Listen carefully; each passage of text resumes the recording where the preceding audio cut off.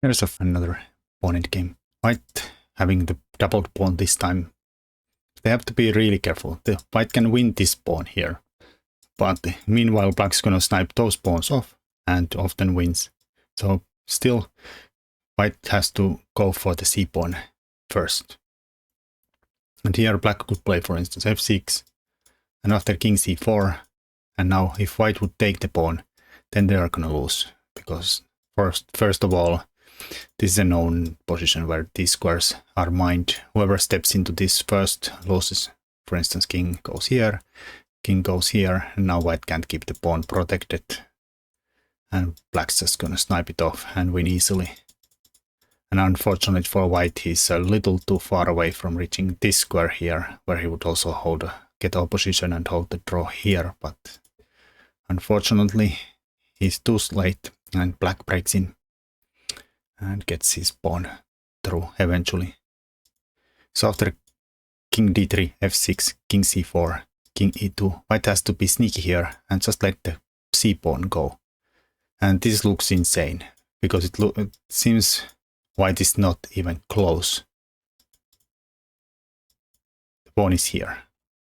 But somehow the f pawn covering the e5 turns this around. For instance, the same position without the f4. Here, black, for instance, wins with this, just this pin. Or he could do the check and then go for the other pin, but this is just unbreakable.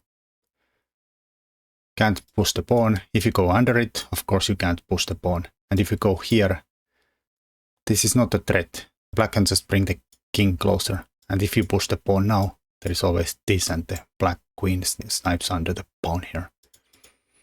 So these pins with the pawn on the 6th rank just make it impossible for white to make any kind of progress here. But with the pawn on f4, things turn around. Not only because you can't go for the pin, but the pawn covers some important squares. You could take the pawn at any point, but then you get transposed into this known drawn position.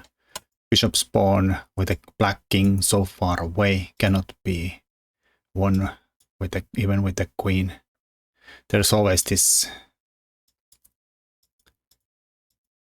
stalemate trick here. Black can bring the king a little bit closer, but not close enough. Threatening to promote. If you go for this, threatening to promote, check.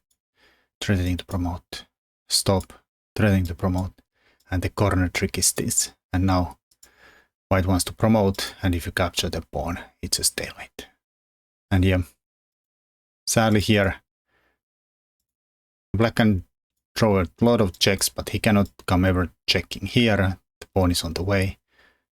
And white will never ever let black check from here. It always comes king e7 to stop that. And yeah, there's no good, like you cannot come here. Go here, it's nothing. King goes to here and then pushes the pawn if you take the pawn ever. And yeah, there's no way forward. In the beginning, if black tried to get the king faster here, doesn't play easy f6 here, white can now go for the, well, let's say white plays f6, maybe easier. And now we can take the pawn. And now the key difference is again here, if you go for this, you end up in this situation again, where you get kicked off the pawn and lose. But here the key difference is now white has time to go and get the opposition here and hold a draw easily, hopefully. But it is a drawn position. So have to be very, very accurate to hold this.